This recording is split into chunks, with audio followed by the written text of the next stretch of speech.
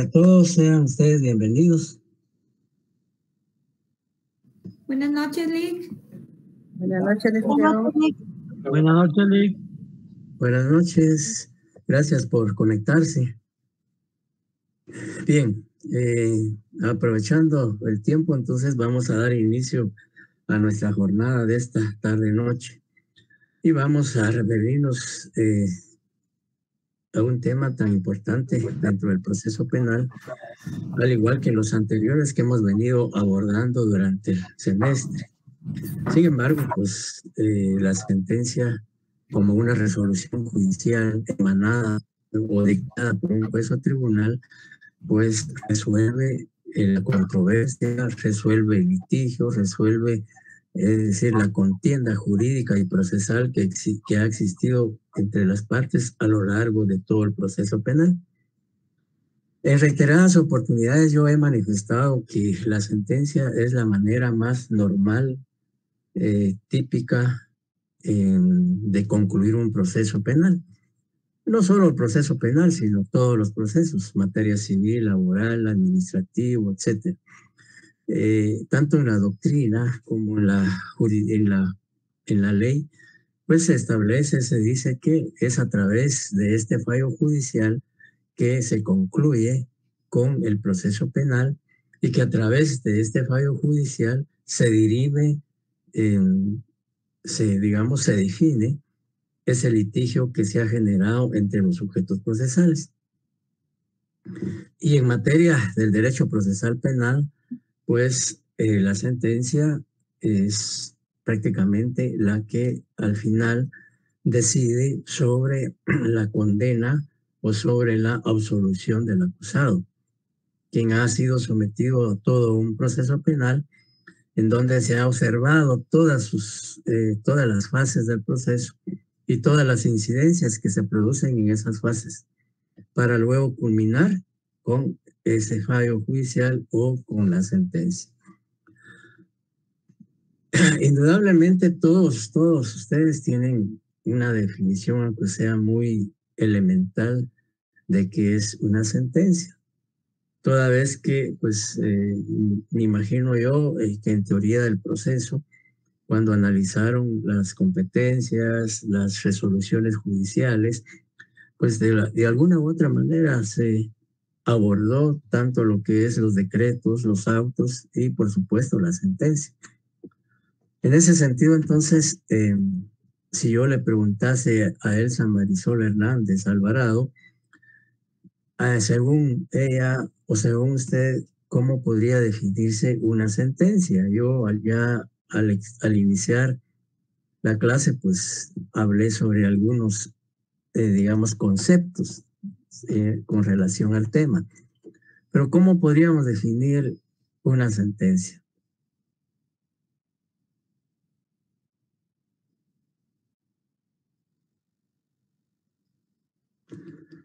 No sé si Elsa Marisol me escuchó. Sí, buenas noches, licenciado. Buenas noches. No me conecté desde el principio, pero pienso que la sentencia es la resolución que el juez o el tribunal da en un conflicto. Ajá. Sí, es la resolución judicial, dice la compañera, que un juez o tribunal emite, dicta, ¿ya? En un juicio. En ciertos, sí, aporta elementos importantes como el señalar que es una resolución judicial. Y obviamente sí es una resolución judicial porque la misma es, digamos, emitida, es dictada por un órgano jurisdiccional, por un juez o un tribunal, porque recordemos que hay diferencia entre un juez y un tribunal. Un juez es unipersonal, es una sola persona que dirige un órgano jurisdiccional o un juzgado, en tanto que un tribunal es colegiado, integrado por 3 jueces o 3 magistrados, etc. ¿Qué más podría decir Estuardo Castro en relación o con relación a una sentencia? Buenas noches, Lick. Buenas noches. Para mí, pues la sentencia es lo que dicta, lo que hay con mi compañera es lo que dicta el juez cuando ya está el imputado procesado. Ajá. Sí, obviamente Y tiene que donde estar también, procesado. sí, donde igualmente se analizan las pruebas y argumentos de ambas partes del MP y el imputado, licenciado. Ujú. Sí, en efecto, digamos, a través de esta decisión judicial, pues ya se hace un análisis, ya se ha hecho un análisis de todo lo que ha acontecido durante el desarrollo del juicio, del debate, para arribar, como decía Estuardo, un análisis de las pruebas, de los argumentos, de los sujetos procesales, y que son los elementos que los sujetos procesales digamos, le otorgan al juzgador para que él, al momento de emitir su sentencia, tome en consideración todos esos elementos. Jocelyn, ¿qué puede opinarnos usted con relación a una sentencia? Buenas noches, Lick. Buenas Para noches. mí una sentencia es una resolución judicial por medio de la que el juez competente o tribunal le pone fin al proceso penal. Muy bien, sí, en efecto, pues como lo hemos dicho en anteriores oportunidades, la sentencia pone fin al proceso. Y repito, es la forma más tradicional, normal, de concluir un proceso penal en primera instancia, ¿ya? Y, por supuesto, esta sentencia, pues como vamos a ver en el siguiente tema, sea lo que sea condenatoria o absolutoria, pues generalmente la parte afectada o la parte que digamos estima que ese fallo judicial afecta sus derechos, afecta sus intereses, pues puede impugnarla promoviendo, formulando, planteando el recurso pertinente que el Código Procesal Penal establece para, digamos, cuestionar esta sentencia. Muy bien, entonces, con la emisión de la sentencia se agota la primera instancia, ¿ya? El proceso penal, no solo el proceso penal, sino todos los procesos, digamos, que contempla la legislación guatemalteca, sea civil, laboral, contencioso administrativo, etcétera, tienen dos instancias. Una instancia que es esta, por ejemplo, y una segunda instancia que se inicia con el planteamiento de recursos que conocen tribunales superiores, tribunales colegiados. Es decir, ahí es donde comienza la segunda instancia. La primera instancia se agota con la sentencia en el proceso. Y si hay planteamiento de recursos, pues se inicia la segunda instancia. Y el proceso penal, la legislación guatemalteca no admite más de 12 instancias. Si vemos el artículo 211 de la Constitución Política de la República, dice que no se admiten más de 12 instancias en la legislación guatemalteca. O sea, es un mandato constitucional que no puede existir más de 12 instancias en todo proceso. Y, por supuesto, dentro del proceso penal.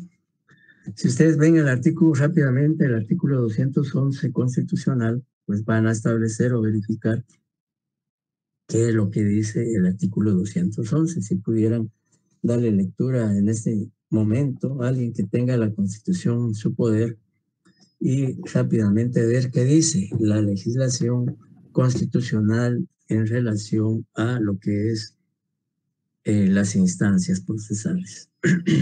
¿Lo leo, Lick? Por favor, Jocelyn. Artículo 211. Instancias en todo proceso. En ningún proceso habrá más de 2 instancias y el magistrado o juez que haya ejercido jurisdicción en alguna de ellas no podrá conocer en la otra ni en casación en el mismo asunto sin incurrir en responsabilidad.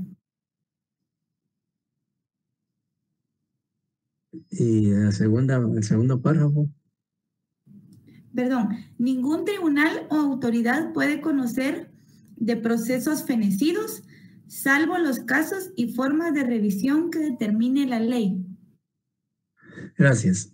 Y si nos vamos al artículo 59 de la ley del organismo judicial, digamos, existe una correlación o una congruencia entre el artículo 211 de la Constitución y el artículo 59 de la ley del organismo judicial, que también sería conveniente que le demos la lectura para, digamos, compaginar tanto la norma constitucional como la norma ordinaria, que se refieren a que en todo proceso no puede haber más de 2 instancias. Artículo 59, instancias. En ningún proceso habrá más de 2 instancias. Sí, gracias. Bien, entonces ya sabemos lo que, pues en términos muy generales, sabemos que es una sentencia, es un fallo judicial, etcétera, ¿no? Pero para tener un conocimiento más técnico y jurídico en relación al tema, pues hemos establecido aquí 2 definiciones muy simples de lo que en doctrina se debe entender como sentencia. Y en la primera definición se dice que es la resolución judicial que pone fin a la instancia, ya al proceso en primera instancia, promulgada por el órgano jurisdiccional sentenciador con base en una vista principal. Aquí, pues, esta definición la expuso un jurista alemán, Klaus Schoxin, que es uno de los juristas más connotados a nivel internacional. Y como les decía, es un jurista alemán que ha escrito varios textos en derecho procesal penal, Klaus Schoxin. Y la otra definición señala que es la resolución del órgano jurisdiccional que pone fin al proceso penal en la que se declara el ejercicio de la potestad punitiva del Estado, condenando o absolviendo a una persona. Esta definición pues la encontramos en una revista de derecho procesal salvadoreña, en la página 967. Es una definición muy simple. Y como ustedes pueden ver, en ambas se establece que es una resolución judicial. Y ya establecimos por qué es una resolución judicial. Porque nadie más que un juez puede dictar una sentencia, sea en materia penal, en materia civil, laboral, etcétera. Indefectiblemente tiene que ser un juez o un tribunal, ¿ya? Entonces, ya sabemos pues que una sentencia es un fallo judicial. ¿En dónde encontramos la regulación de la clasificación de las resoluciones en nuestra legislación?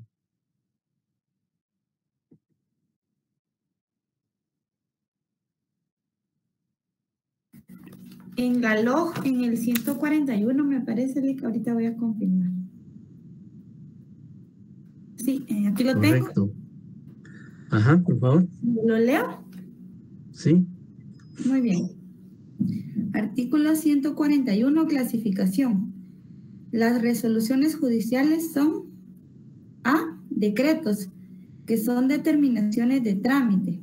B, autos, que deciden materia que no es de simple trámite, o bien resuelven incidentes o el asunto principal antes de finalizar el trámite. Los asuntos deberán razonarse debidamente. C, sentencias, que deciden el asunto principal después de agotados los trámites del proceso, y aquellas sin llenar estos requisitos sean designados como tales por la ley. Muchas gracias. Pues ahí encontramos en la ley del organismo judicial, en el artículo 141, la clasificación de las resoluciones judiciales, decretos, autos y sentencias. Bien, ya dejando entonces a un lado lo que es las definiciones de sentencias, pues ya nos corresponde ver cómo es que un tribunal de sentencia dentro del proceso penal digamos, llega o arriba a esa conclusión. Licenciado, la ley. Perdone que lo interrumpa, pero levanté mi mano y no tuve respuesta, pero básicamente yo tengo una duda con relación a la clasificación de las resoluciones. A mí no me queda claro cuál es la diferencia entre un auto y una sentencia. Si usted fuera tan amable de explicárnosla. Sí, claro, con mucho gusto. Sí, ya en otras oportunidades hemos establecido qué diferencias existen. Bueno, en primer lugar, en un decreto, de acuerdo a la doctrina y a la ley de norma judicial, son resoluciones simples, sencillas, de puro trámite. Ya los decretos se deben dictar dentro del plazo de 24 horas. Y pues son, como se dice, lo dice la ley de la norma judicial, que son decisiones judiciales de puro trámite que no resuelven el fondo del asunto. Ya, por ejemplo, si una persona, la víctima, presenta una querella ante un juez contralor de la investigación, pues el juez tiene que dictar un decreto a través del cual admite el trámite de esa querella. Ya, y toda resolución debe iniciar con identificar la carpeta judicial, qué oficial o notificador es el responsable del trámite de esta carpeta judicial. Luego, el nombre o la denominación del juzgado o tribunal. Por ejemplo, si es el juzgado, pensemos que la víctima presentó la querella en el juzgado primero de sentencia de primera instancia penal, juzgado primero pluripersonal de primera instancia penal, narcoactividad, delitos contra el ambiente de la ciudad de Guatemala, 13 de noviembre del año 2024. Luego viene el numeral 1, se admite para su trámite la querella presentada por Juan Pérez López en contra de por el delito tal. Se tiene como lugar para recibir notificaciones el señalado, se tiene como abogado director si es que comparece como abogado, y ese es un asunto que muchos en el examen, cuando yo pregunté qué diferencia hay entre denuncia y querella, muchos o la mayoría indicó que la denuncia no se necesita auxilio de abogado y en la querella sí se necesita, y eso no es cierto. Si ustedes ven el artículo 302, en ninguno de los numerales exige que la querella sea auxiliada o firmada por un abogado. Que en la práctica y en la realidad ocurra y pueda darse de que algunas personas se asistan de un abogado para dirigir la querella y ser su abogado, director y asesor, pues eso ya queda a discreción de la víctima, pero la ley no exige que la querella sea auxiliada por un abogado. Insisto que en la práctica muchos que tienen la posibilidad económica de contratar un profesional del derecho para que los asesore, los auxilie, pues de acuerdo, pero la ley no exige ese requisito. Hago este paréntesis porque muchos pusieron eso. Bien, entonces el decreto es una resolución de puro trámite. El auto es es una resolución judicial también, pero acá el auto es una decisión judicial que sí resuelve el asunto de que se el asunto sometido a conocimiento del juez o del tribunal. Es se resuelve dentro del plazo de 3 días, ¿ya? Según la ley de norma judicial, o si hay ley específica que señala otro plazo, pues sí, pero generalmente son 3 días.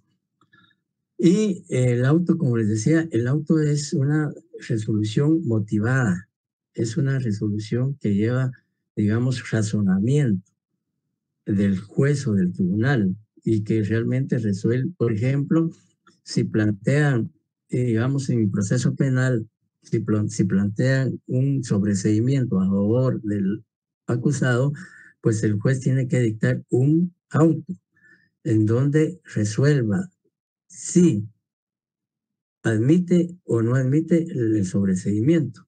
Y si lo admite o no admite, tiene que fundamentar su decisión. Entonces, el auto se diferencia del decreto, que el decreto es de puro trámite, en tanto que el auto es una resolución judicial que resuelve el fondo de la petición formulada por la parte o el sujeto procesal que lo planteó, por un lado, y por otro lado debe ser debidamente motivado, fundamentado. La sentencia, pues, la diferencia de un auto y una sentencia es que muchas veces los autos no ponen fin al proceso, salvo por ejemplo en el caso del sobreseimiento, pero puede ser otras situaciones durante el proceso penal que hay que resolverlos mediante un auto, pero el auto no concluye el proceso penal y se puede dictar durante el desarrollo de ese proceso penal, en tanto que la sentencia, aparte de que en la sentencia se hace una valoración, como vamos a ver ahorita, qué es lo que debe, digamos, considerar un juez o un tribunal al momento de dictar una sentencia, pues la sentencia es también es una decisión judicial, pero que es mucho más técnica, es mucho más completa y sobre todo pone fin, en este caso, al proceso penal. Entonces, y pues de acuerdo a la ley del organismo judicial, la sentencia debe dictarse dentro de los 15 días de concluido el trámite del proceso. La ley del organismo judicial que se aplica es una ley general, pero cuando la ley específica establece un plazo para dictar una sentencia, al tenor de lo que establece el artículo 13 de la ley del organismo judicial, la ley especial prevalece sobre la ley general. Si la ley del organismo judicial establece que la sentencia debe dictarse dentro de 15 días, pero si el Código Procesal Penal, por ejemplo, dice que se debe dictar inmediatamente de concluido el debate o dentro de un plazo razonable que establece la ley, que vamos a ver, pues se aplica el Código Procesal Penal. En todos, si digamos la ley específica, por ejemplo el Código Procesal Civil, el Código Laboral, señalan un plazo distinto, que no sean 15 días para dictar una sentencia, prevalece la ley especial, es decir, el Código Laboral, el Código de Trabajo, el Código Procesal Civil, el Código Procesal Penal. Pero si una ley específica no contempla el plazo, pues entonces se aplica la ley del organismo judicial. Entonces, esa es la diferencia entre un auto y una sentencia. No sé si queda clara la respuesta o la pregunta. Sí, muchísimas gracias. Sí me queda claro. Gracias. Para servirle. Bien. En cuanto a lo que es ya materia procesal penal, el artículo 385, ¿se recuerdan ustedes que habla de la sana crítica razonada? Y al hablar de sana crítica razonada, pues básicamente que es un sistema que el juez o tribunal debe tomar en consideración para poder emitir una sentencia. Y el Código Procesal Penal, en el artículo 385, habla de la sana crítica razonada. Pero específicamente el orden de deliberación lo encontramos en el artículo 386 del Código Procesal Penal. ¿Y cómo es que digamos, cuál es el orden que el juez de sentencia o el tribunal de sentencia debe estimar al momento de dictar su fallo judicial? Primero, deben de discutir y hacer referencia a las cuestiones previas, si es que hay cuestiones previas planteadas por cualquiera de los sujetos procesales durante el desarrollo del debate. Cuando hablamos de las cuestiones previas, dijimos que puede ser cualquier cuestión previa que cualquiera de los sujetos procesales puede plantear y que si se pueden resolver de una vez al momento de ser planteadas, pues se resuelven. Pero si esa cuestión previa es complicada o el juez de sentencia o el tribunal prefieren resolverla hasta sentencia, entonces se resuelve en sentencia. Por eso es que dice que primero deliberan sobre si declaran con lugar o no las cuestiones previas, luego discuten sobre la existencia del delito, si se acreditó o no probó que hubo hecho delictivo. Seguidamente se discute sobre la responsabilidad penal del sindicado, luego la calificación legal del delito, la pena a imponer, la responsabilidad civil, si es que hubo formulación o planteamiento de reparación digna por parte de la víctima. Luego se discuten sobre las costas procesales y las demás que la ley establece.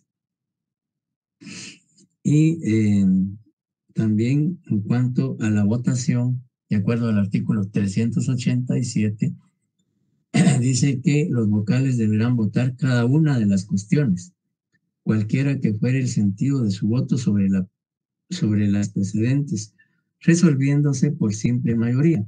El juez que no esté en desacuerdo podrá razonar su voto.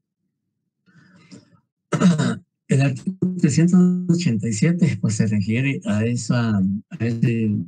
la votación. Más que todo el artículo 87, cuando se aplica, cuando el tribunal de sentencia está integrado por 3 jueces, ¿ya?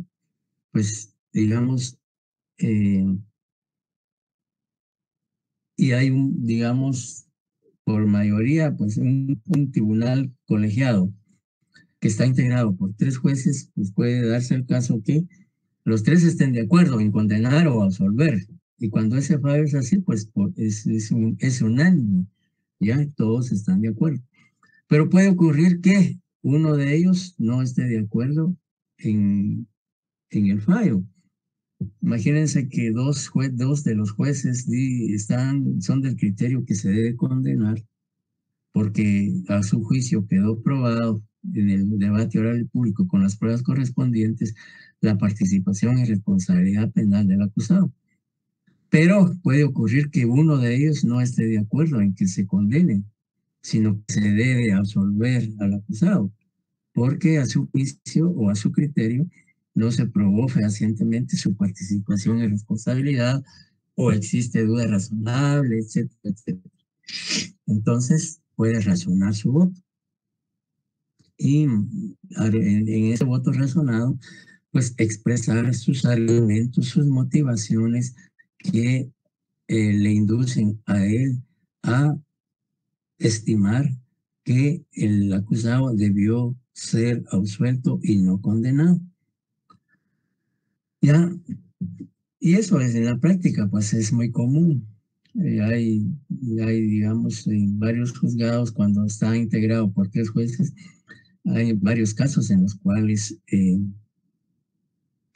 uno de ellos razona porque no está de acuerdo, sea porque razone, porque estime que debe condenarse si es que absolvieron, o lo contrario, que debe absolverse si condenaron. Entonces, eso es lo que realmente puede ocurrir cuando el tribunal es colegiado. Pero hoy en día, como hay jueces de sentencia unipersonales, pues obviamente él solo tendrá que decidir absuelve o condena, ¿verdad? Porque es un solo juzgador el que realizó el juicio o el debate. ¿Alguna pregunta? Como les decía, el artículo 385 habla de la sana crítica razonada. El artículo 386 se refiere a lo que es el orden de deliberación y la votación, el artículo 387. ¿Alguna duda o pregunta hasta el momento? Sí, disculpe, buenas noches. El artículo 386 en mi código dice orden de liberación. Es de deliberación, ¿verdad? Deliberación. Sí, cuando deliberar es discutir sobre la decisión que se va a asumir. Y previo a emitir y para emitir esa sentencia, pues se debe considerar todos esos aspectos que establece el artículo 386. Gracias. Y también posiblemente algunos códigos, no sé si el de ustedes, al final en el artículo 386 existía un párrafo que dice: los juzgados de paz de sentencia observarán en lo que fuere procedente en el párrafo anterior, ¿ya? Ese párrafito fue derogado. En el, digamos, y pues ya explicaba yo lo que es lo relacionado a la votación. Ahora bien, el Código Procesal Penal únicamente reconoce dos clases de sentencia, ¿ya? A diferencia de en otras áreas o en otras ramas del derecho, pues se habla de sentencias anulativas, sentencias estimativas o desestimativas, que en materia penal lo que equivale es a una sentencia absolutoria o condenatoria. Decía que el Código Procesal Penal únicamente reconoce estas dos clases de sentencia: sentencia absolutoria y sentencia condenatoria. La sentencia absolutoria la encontramos regulada en el artículo 391 del Código Procesal Penal y la condenatoria en el artículo 392 del mismo cuerpo normativo. Ya, entonces, y hemos aquí citado, el Código Procesal Penal no define lo que es una sentencia absolutoria o condenatoria, y por eso recurrimos a la doctrina. Y aparece en la presentación tanto la definición de la sentencia absolutoria como condenatoria del doctor Alexis Calderón Maldonado, que es un jurista guatemalteco que ha escrito algunos libros sobre derecho procesal penal. Y él en uno de sus textos, al referirse a este fallo judicial, pues dice que la sentencia absolutoria es aquella que desestima la pretensión de condena planteada por el acusador, en este caso planteada por el Ministerio Público, porque no existe hecho delictivo, que puede darse el caso que el hecho que se haya denunciado, que se haya formulado una acusación, que se haya discutido en el juicio, al final no resulte ser delictivo. Por ejemplo, que haya concurrido digamos, un caso fortuito, que en el debate se pruebe que el hecho fue por caso fortuito.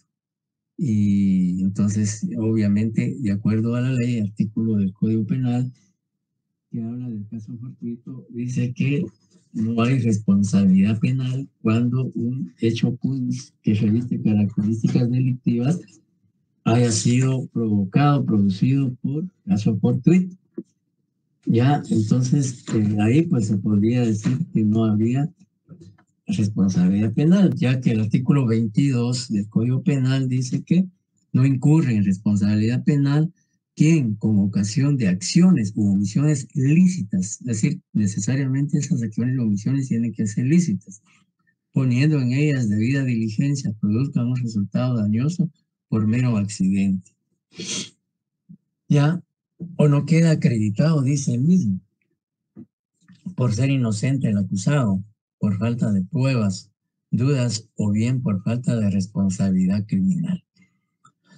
Una sentencia absolutoria, en otros términos, es aquella que libera de todo cargo al acusado, porque la prueba presentada por el Ministerio Público en el juicio oral y público no acreditó, no probó su participación, o con la prueba fue insuficiente que generó duda razonable en el juez de sentencia o tribunal de sentencia, y pues al no tener la certeza ni convencimiento jurídico necesario, pues absuelve al acusado. El artículo 391 dice: la sentencia absolutoria se entenderá libre del cargo en todos los casos. Podrá, según las circunstancias y la gravedad del delito, ordenar la libertad del acusado, la ocasión de las restricciones impuestas provisionalmente, y resolverá sobre las costas. Aplicará, cuando corresponda, medidas de seguridad y corrección. Para las medidas de seguridad y corrección y las instrucciones fije el artículo siguiente. Bien,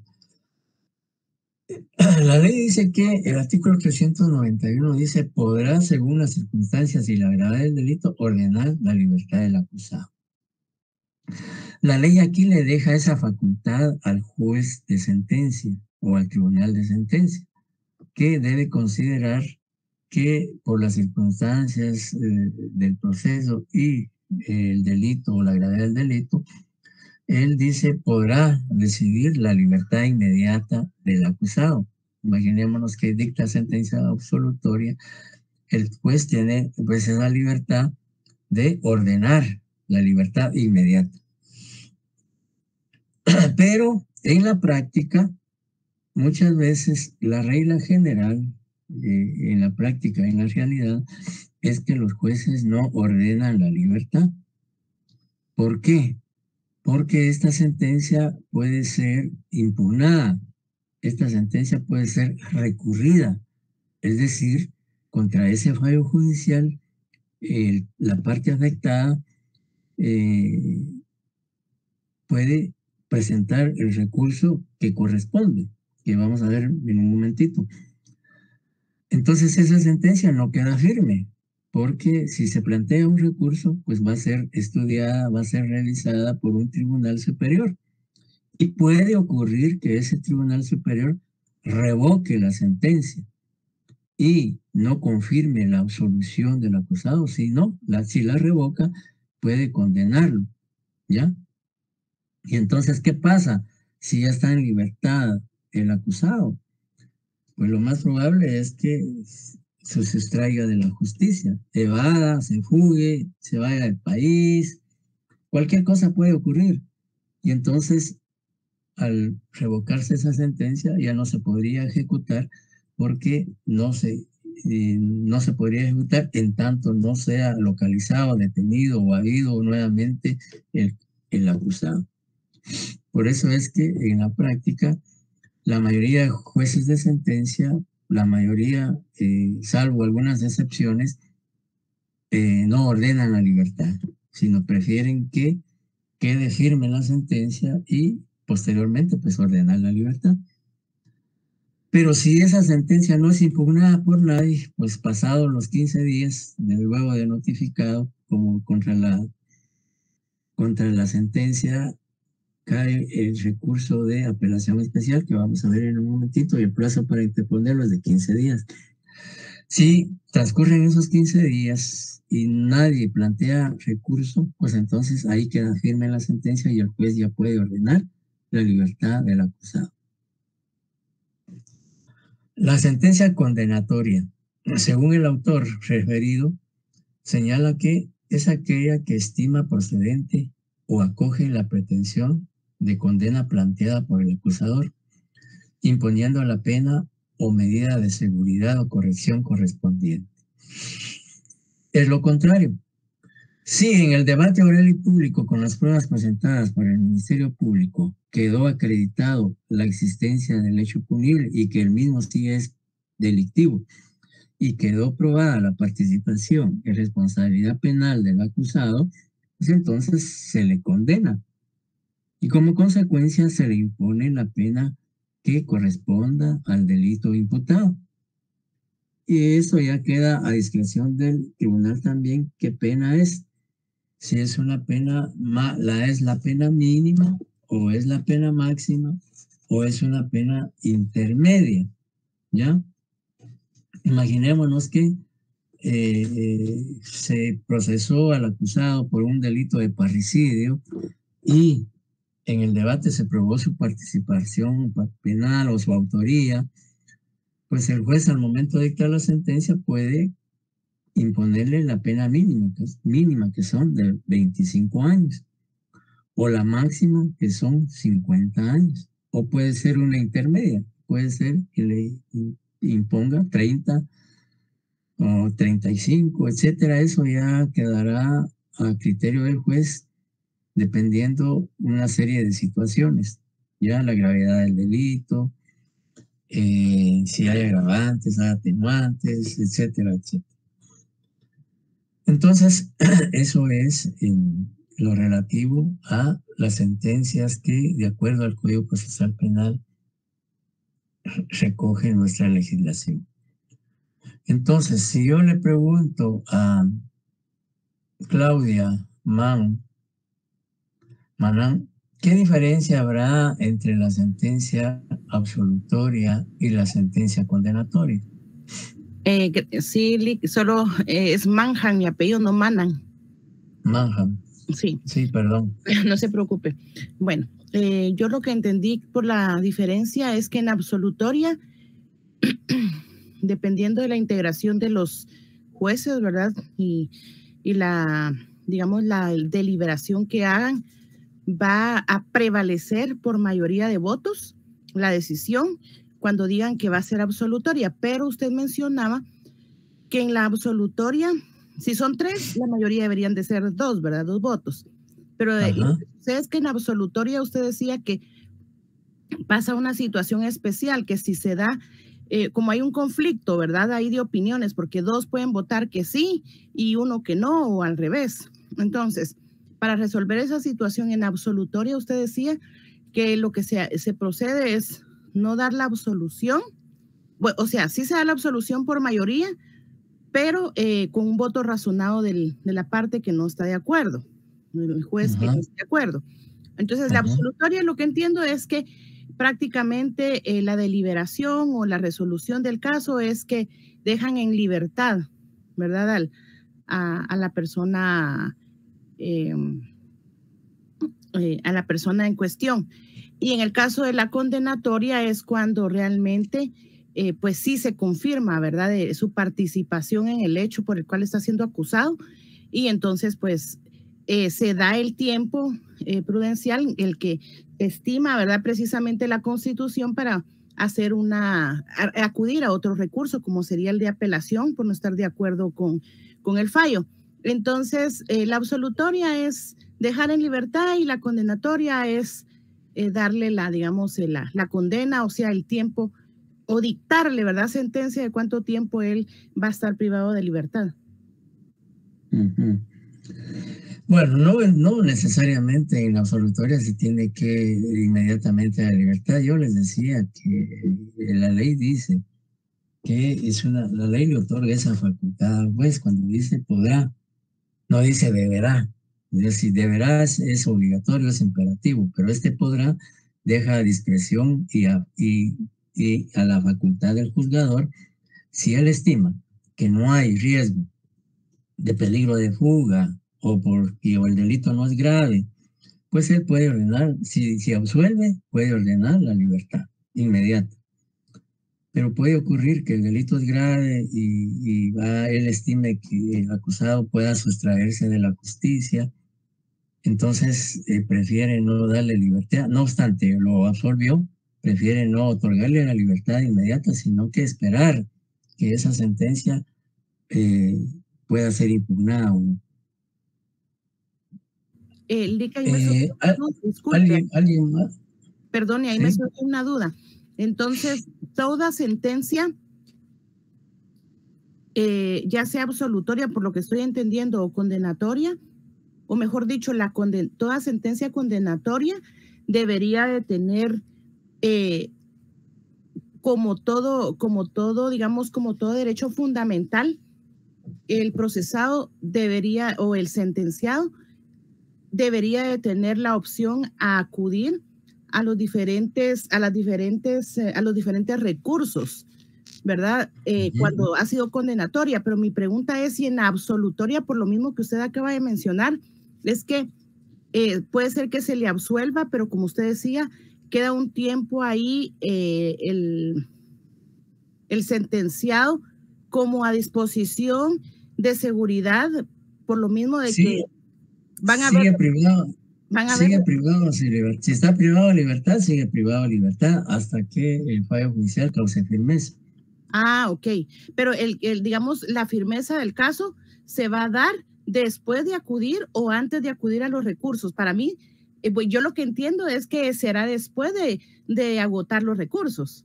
Así es, así es. Digamos, una sentencia causa firmeza o cosa juzgada cuando contra ese fallo judicial ya no procede ningún recurso, porque ya se agotaron todos los ordinarios. ya todos los recursos ordinarios que la ley permite. Incluso amparo, ya recuerden ustedes que en derecho constitucional les explicaron que la justicia ordinaria, una vez se agote la justicia ordinaria, ya procede la justicia constitucional. Entonces, una vez que se agoten los recursos ordinarios que la ley establece para impugnar un fallo, pues se va a la justicia constitucional a través de un amparo, proceso de amparo o una inconstitucionalidad, etc. Entonces, hasta que no haya, digamos, una sentencia queda firme, hasta que ya no proceda ningún recurso contra esa decisión judicial. Y por supuesto, en el ejemplo que yo les ponía, si el acusado fue condenado por parricidio, obviamente él no va a estar de acuerdo con su sentencia y lo más probable es que él como acusado, en forma directa o personal, o su abogado defensor, van a plantear el recurso que de conformidad con la ley procede, que vamos a ver más adelante en unos momentos. ¿Ya? Y así todos los recursos que la ley le otorga a él, pues los debe agotar, los debe plantear. ¿Ya? Y hasta que se hayan agotado todos los recursos y ya no proceda ningún recurso, entonces la sentencia queda firme. Y yo también les decía que ese es en cuanto si es condenado, pero si es absuelto, obviamente el acusado no va a apelar, ni su abogado defensor. El que va a apelar va a ser el Ministerio Público porque no está de acuerdo que hayan absuelto al acusado. O pudiera ser que también el Ministerio Público, actuando objetivamente y de acuerdo a la ilegalidad y a la imparcialidad, no apele porque dice, bueno, en efecto, yo no probé en el debate que él es el autor del delito, por lo tanto, lo absolvieron, de acuerdo, no impugna y queda firme esa sentencia una vez transcurrido el plazo y no se hizo uso del recurso correspondiente. Muy bien. No sé. Gracias, Lick. Sí queda claro, entonces, ¿por qué es que en absolutoria todavía el sentenciado queda privado de libertad? Porque hay que esperar, ¿verdad? Que en este caso el querellante adhesivo, que no es querellante adhesivo, sino en el caso del Ministerio Público es también querellante, pero ¿qué tipo de querellante? No, el Ministerio Público no es querellante. El Ministerio Público es una institución responsable de la persecución penal y de la acción penal en delitos de acción pública. Ok. Gracias, Lick. Bueno, alguien que quisiera opinar que si alguna diferencia sutil entre una sentencia absolutoria y sentencia condenatoria, además de lo que ya hemos comentado.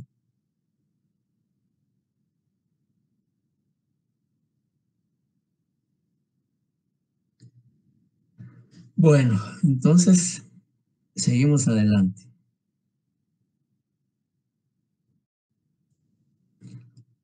Algo que establece el artículo 388 del Código Procesal Penal es que al momento de que el Tribunal de Sentencia emita su fallo judicial, dice el artículo 388 que el tribunal dice: la sentencia no podrá dar por acreditados otros hechos u otras circunstancias que los descritos en la acusación y en el auto de apertura del juicio, o en su caso en la ampliación de la acusación, salvo cuando favorezca al imputado. Es decir, que los jueces de sentencia están ilimitados en cuanto al momento de dictar sentencia, porque únicamente pueden, de acuerdo al artículo 388, dice, no podrá, dice, la sentencia no podrá, ahí sí es imperativo, o sea, obligatorio que se debe observar eso, dar por acreditados otros hechos u otras circunstancias que los descritos en la acusación. Es decir, que solo debe referirse a los hechos descritos en la acusación y en el auto de apertura del juicio, salvo que durante el desarrollo del debate se haya dado la ampliación de la acusación, y siempre y cuando, dice la ley, favorezca al acusado. Y lo que en algún momento dijimos cuando Nini le hizo una pregunta, que si se podía variar el delito al acusado.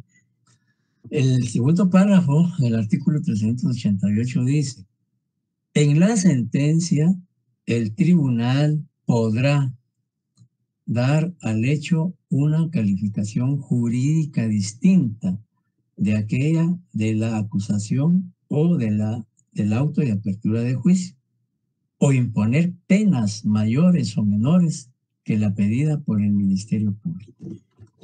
Aquí podemos hablar sobre un principio de congruencia, es decir, que debe haber congruencia entre la sentencia y la acusación, ¿ya? Y que está prohibido para el tribunal de sentencia referirse a otros hechos que no estén plasmados o consignados en la acusación formulada por el Ministerio Público o en los hechos consignados por el juez contralor de la investigación en el auto de apertura del juicio.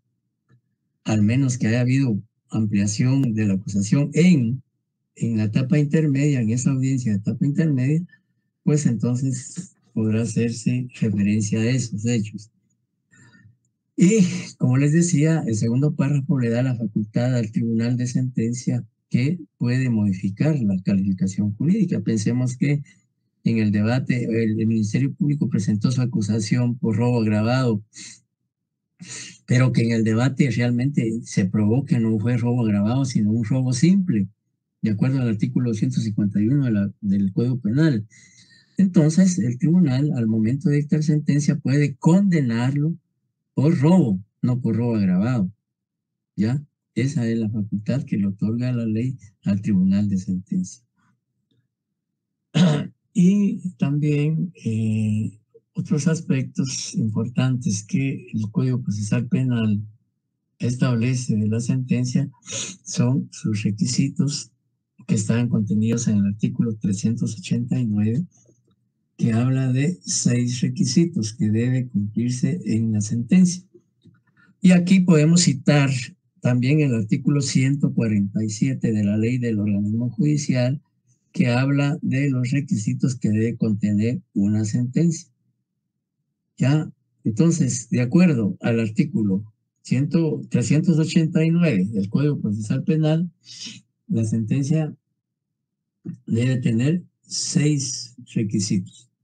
¿Ya? La mención del tribunal, la fecha en que se dicta, el nombre y apellido del acusado y de los demás datos que sirvan para determinar su identidad personal, si la acusación corresponde al Ministerio Público, si hay querellante adhesivo, sus nombres, apellidos, etcétera, etcétera.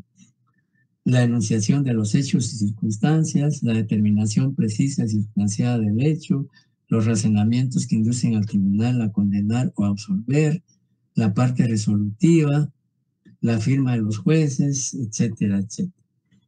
Esos son los requisitos de una sentencia que obligadamente tiene que cumplir el tribunal, porque si no, pues esa sentencia puede ser impugnada y anulada con posterioridad. El pronunciamiento.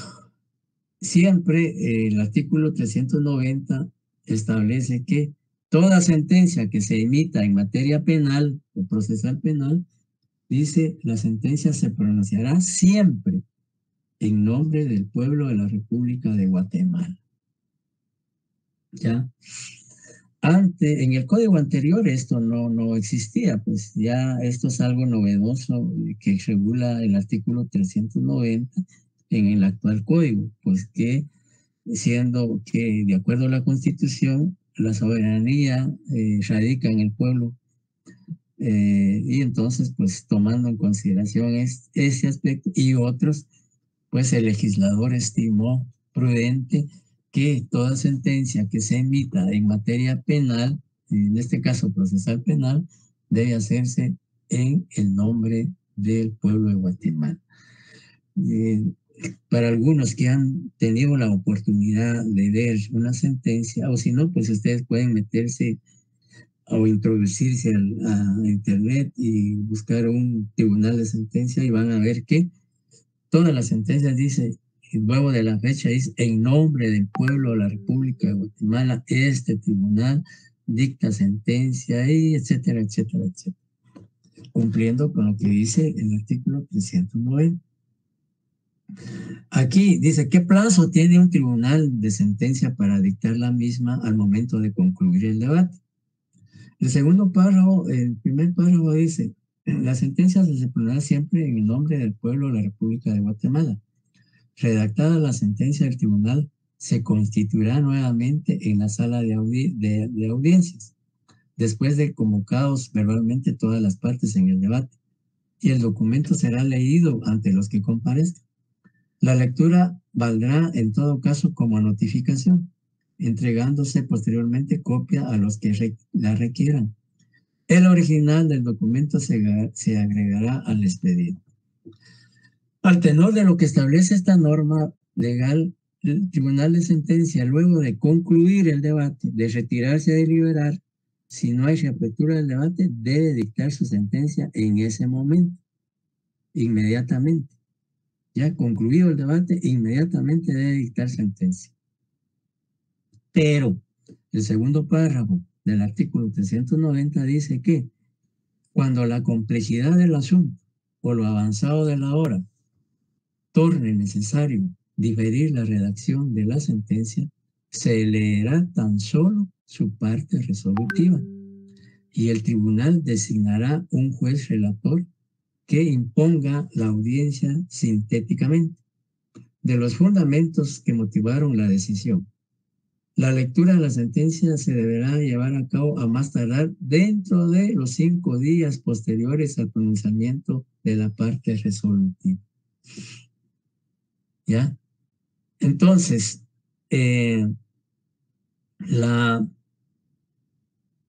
como les decía, debe dictarse inmediatamente de concluido el debate. Pero sí, como dice la ley, por lo complejo del caso, porque lo avanzado de la hora, no puede el tribunal dictar su sentencia inmediatamente, debe hacerlo dentro del plazo de 5 días.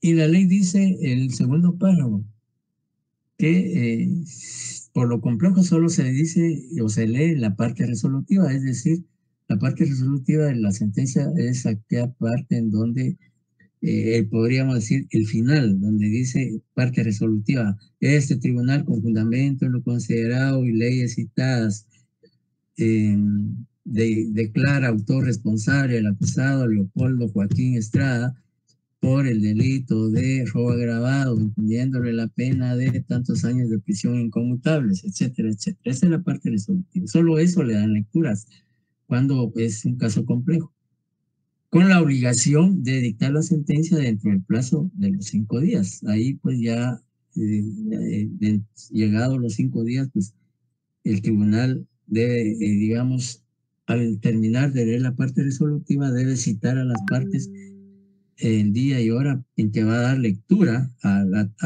íntegra a la totalidad de la sentencia, que no debe pasar de 5 días. Entonces, algo que dice el segundo párrafo, dice, y el tribunal designará un juez relator. Esto es cuando se trata de un tribunal colegiado. Cuando un tribunal colegiado integrado por 3 jueces conoció el debate y van a dictar su sentencia. Entonces, ellos pueden designar a un vocal, el presidente del tribunal puede designar a un vocal para que dé lectura íntegra de la sentencia el día en que fueron citadas las partes. Pero si se trata de un juez unipersonal de sentencia, pues obviamente él únicamente será el único que le dé lectura a esa sentencia. Los vicios de la sentencia, toda sentencia pues puede darse que pueda contener vicios, ¿ya? Y el artículo 394 habla sobre los vicios de esa sentencia, que dice, el artículo 394 establece también 6 supuestos por los cuales puede una sentencia tener vicios.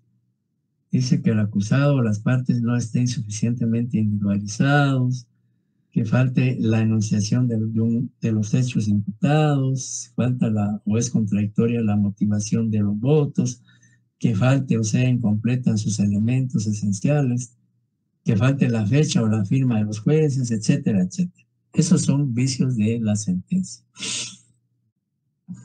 Y finalmente, el acta de debate, que en todo debate debe faccionarse un acta.